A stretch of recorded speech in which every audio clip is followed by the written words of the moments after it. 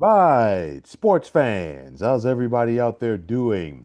William Martin coming at you one more time here on YouTube with another edition of the 300 Pounds of Sports Knowledge Podcast.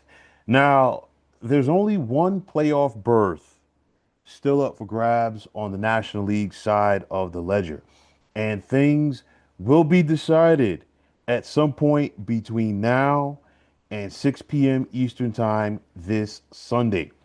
The Cincinnati Reds, New York Mets, and Arizona Diamondbacks all still have designs on getting to the postseason. And for the Mets, they began this season with the highest payroll in baseball. And it was expected for them to be October bound. However, the Mets have been consistently inconsistent all season long, which is why they are now left to scrap and claw over this final weekend of the regular season. The Mets' inconsistent play, of course, has left the door open for the Reds and the Diamondbacks. And speaking of those Reds, how about them? Okay, their first year under veteran manager Terry Francona, and Cincinnati was hovering around 500 last year. Don't get me wrong. But now, they've got an opportunity, a legit opportunity over this final weekend of the series, of the season, rather, to get to the postseason for the first time in about 5 years. And then it was just in 2022 that we saw the Reds lose 100 games. And now they've got a shot to get to the postseason. And then for Arizona, through all of their ups and downs, they still have an opportunity. So you look at it, 3 games left for all of these teams. And, the Mets, they're up on the Reds by 1 game. Okay. And in the event of a tie between the Mets and the Reds after game number 162, it would be the Reds that would advance to the postseason due to the fact that the Reds won the season series. And if it's a three-way tie between Arizona, New York, and Cincinnati, it would still be Cincinnati who gets the tiebreaker and would get through to the playoffs. Now, the Mets, of course, they're going to finish up this weekend in Miami with the pesky Marlins. And of course, if you're a Mets fan, then you probably still have memories of 2007 and 2008 when the Marlins in those days went to Shea Stadium and denied the Mets an opportunity to get to the playoffs. Okay. And New York, they've got to find a way to get this done with their shaky pitching staff. And I mean, shaky is putting it mildly from what we've seen for the Mets for the bulk of the second half of the season. For the Reds, they had a ton of momentum. Okay. We just saw them last weekend sweep a 4 game series at home versus the Chicago Cubs. But then this week, we saw Cincinnati lose 2 out of 3 to the Pittsburgh Pirates. And now the Reds have to go to Milwaukee and deal with the Brewers, a Brewers team that still has their sights set on wrapping up home field advantage throughout the MLB playoffs, or at least through the National League side. So, nonetheless, the Reds have their hands full. And then if you're Arizona, you've got to contend with the San Diego Padres. And the Padres still have an outside shot, okay, to possibly catch the Cubs for that top wild card spot in the National League, and of course, host that first round series. So the expanded postseason has brought with it more excitement, but of course, it also paves the way for more mediocre teams to get in. Is what we're seeing right now. Uh, is basically the equivalent of some 8-8 teams in the NFL having a chance, or even a 39-win team in the NBA, for an example, get to the postseason. Okay, be mathematically alive to get to the postseason. The Mets, if they went out, they would have won 85 games just to get to the postseason. There's a good possibility.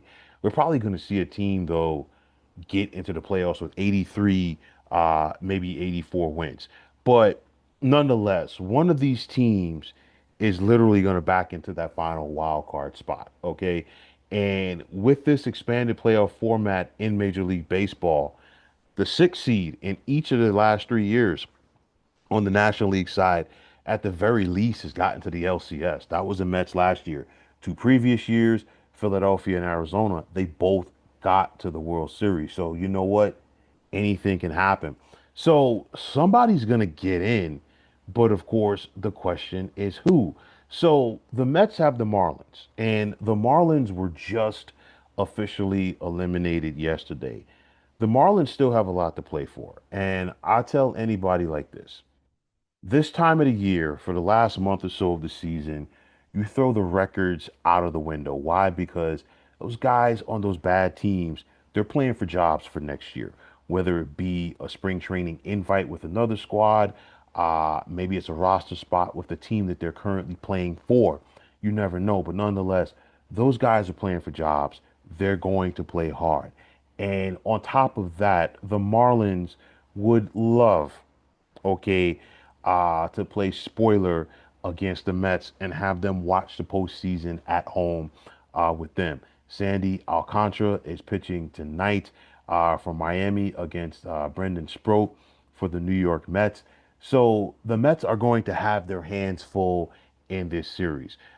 You look at the Reds, and like I said before, Milwaukee has a two-game lead over Philadelphia, but I do believe that Philadelphia won the season series over the Brewers. So basically, Milwaukee's got to go all out in this series with Cincinnati if they want to go out there and wrap up home field advantage. And then you have the Diamondbacks who are on the road against in San Diego against the Padres, and of course they've got Zach Gallen going tonight against Yu Darvish. Solid pitching matchup there on both sides of the ledger, but nonetheless, all three of these teams have their hands full. The team I think that really has their hands full at this point, it's Arizona. Of course, they lost the last two of that series to the Dodgers, so now they're 2 games back of the Mets for that last spot, and basically for Arizona to get into the postseason at this point, they basically have to win out, while the Mets have to get swept by the Marlins, and the Reds have to find a way to lose against Milwaukee. All of it's possible, but the bottom line is, if you're Arizona, you've got to win and you need some help. For the Mets, it's plain and simple. If they win tonight, they basically eliminate Arizona, and if they win um, 2 out of 3 of their series against the Marlins, they have a legit chance. But nonetheless, if you're the Mets, you can't take your foot off of the throttle either, because again, the Reds are only 1 game back now. However, if let's say the Mets win tonight and the Reds lose tonight, if you're New York, you got a 2 game lead with one to go. Okay, then you're in a better spot. But on the flip side, if the Mets lose tonight and the Reds win tonight, you know what? Both teams are tied. And of course, Cincinnati gets the tiebreaker. It's one of those flip a coin, pick them any way you want because it's so difficult to go out there and pick a winner of these three. I'm going to be upfront and honest with you about it because I want to say the Mets, but the Mets have had a propensity, if you will, all season long to play to the level of their competition. We just saw them take 2 out of 3 from the Chicago Cubs. They play good against the better teams in baseball, but then they'll turn around and lose 2 out of 3 to the Washington Nationals. Make it make sense. So that's why I can't be gung ho about the Mets in this one. I will say this: they've got to find a way to answer the bell. Will they answer the bell in this series? We've got to wait and see. We don't know. For Cincinnati, I feel like the Reds are playing with house money because nobody expected anything of them. They had a golden opportunity that they let slip by the wayside this week at least by losing 2 out of 3 against the Pirates. Now you've got to go to Milwaukee and face the Brewers. And then, like I said, there's the Arizona Diamondbacks. And to Arizona's credit, they've had a lot of injuries this year. And, they have found a way to overcome all of that. And they still have an opportunity to get to the postseason. But again, like I said before, their road is a little bit tougher. They're 2 games behind the Mets with 3 games to go. So at the end of the day, let's see who has the fortitude, if you will, to get it done.